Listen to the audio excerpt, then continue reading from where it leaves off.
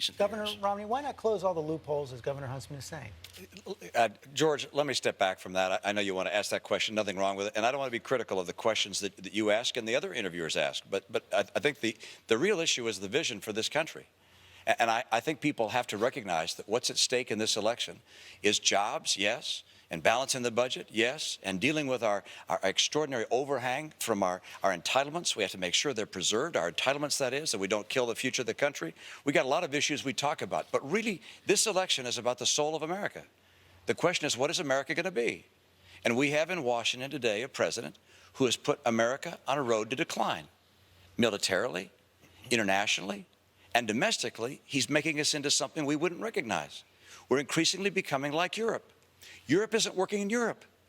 It'll never work here. The right course for America is to return to the principles that were written down in those first words in the Declaration of Independence. We were endowed by our Creator with certain unalienable rights, among them life, liberty, and the pursuit of happiness.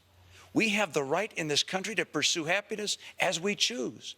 And as people pursue education and work hard and take risk and build enterprises of all kinds, they lift themselves and don't make us poorer, they make us better off.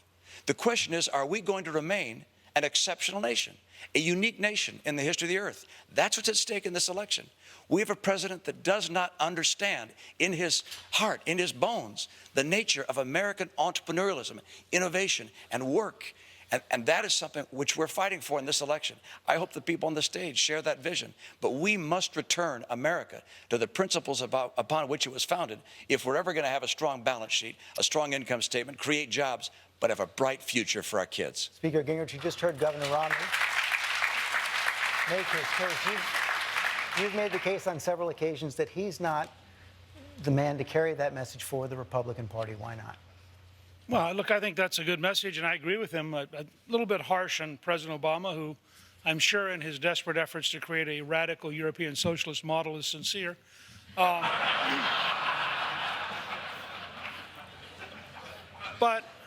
you know, I think the Wall Street Journal captured it the other day in their dialogue when their editorial board met, and they said, I had a very aggressive pro-jobs program, zero capital gains, 12.5% corporate tax rate, 100% expensing for all new equipment to dramatically modernize the system, abolish the death tax. And they said that by contrast, this is their words, not mine, that Governor Romney's program was timid and more like Obama. Now, I would think those are fighting words, and frankly, if he wants to fight with the Wall Street Journal on that, I wouldn't blame him. But I do think there's a difference between a bold Reagan conservative model and a more establishment model that is a little more cautious about taking the kind of changes we need.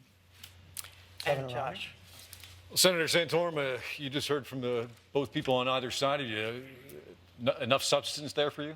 Well, look, I like the vision. As far as substance, I agree with Speaker Gingrich. I don't think Governor Romney's plan is particularly bold or is particularly focused on where the problems are in this country. And the governor used a term earlier that I shrink from, and it's one that I don't think we should be using as Republicans. Middle class. There are no classes in America. We are a country that don't allow for titles. We don't put people in classes. Maybe middle-income people.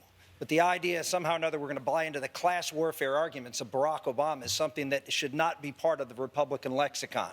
That's their job. Divide, separate, put one group against another. That's not the language that I'll use as president. I'll use the language of bringing people together.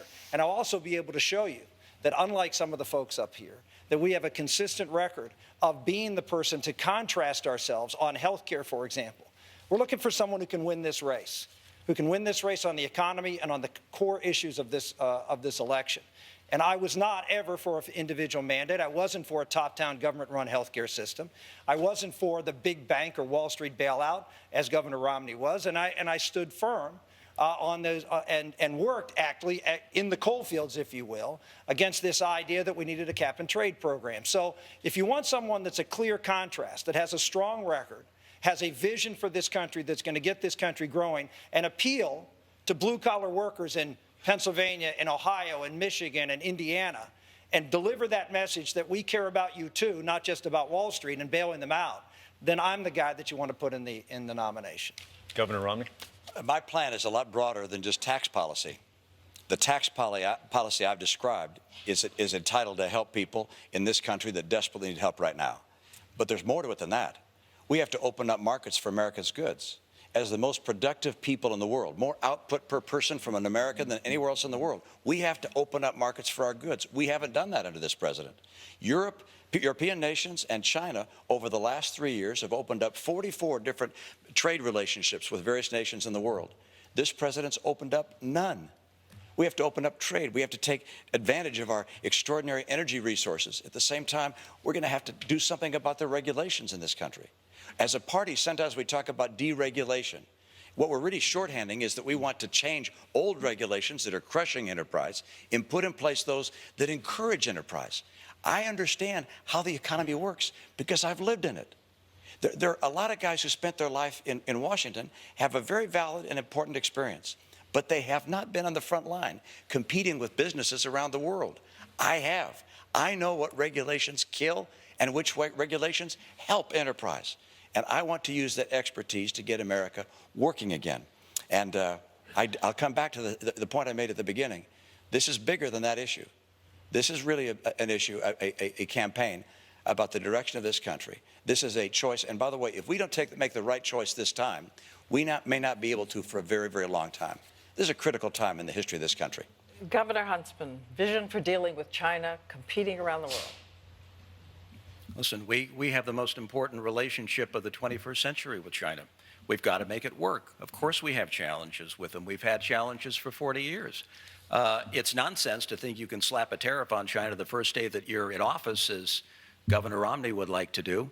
You've got to sit down and sort through the issues of trade like you do with North Korea, like you do with Iran, like you do with Burma and Pakistan and the South China Sea. They're all interrelated. And to have a president who actually understands how that relationship works would serve the interests of the people of this country from an economic standpoint and from a security standpoint. I'm sorry. Governor, you were, in the last 2 years, implementing the policies of this administration in China. The rest of us on the stage, we're doing our best to get Republicans elected across the country and stop the policies of this president being put forward. My own view on the relationship with China is this, which is that China is stealing our intellectual property, our patents, our designs, our know-how, our brand names. They're hacking into our computers, stealing information from not only corporate computers, but from government computers, and they're manipulating their currency. And for those that don't understand the impact of that, I've seen it. I've seen it.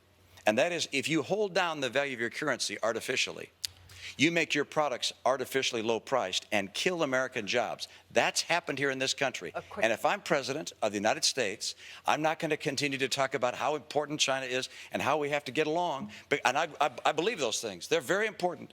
And we do have to get along. But I'm also going to tell the Chinese it's time to stop. You have to play by the rules. I will not let you kill American jobs any longer. Under the rules. Governor Hudson. I think it's important to note, as they would say in China, that 他不太了解这个情形. He doesn't quite understand this situation. What he is calling for would lead to a trade war. It makes for easy talk and a nice applause line, but it's far different from the reality in the U.S.-China relationship. You slap on tariffs, you talk tough like that. Of course you have. That's got to be part of it as well. But in the end, we get a tariff in return if we don't sit down and have a logical, sensible conversation. And who does that hurt most? It hurts the small businesses and the small exporters who are trying to get back on their feet in this country at a time when this nation can least afford a trade war. I've said it.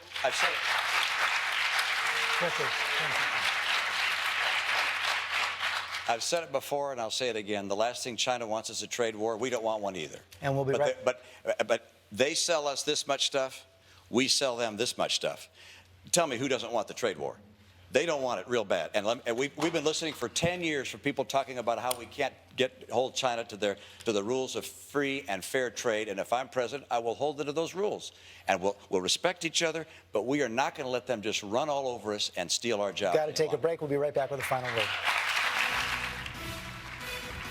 You're watching live coverage from Manchester, New Hampshire, of the ABC News Republican Party debate.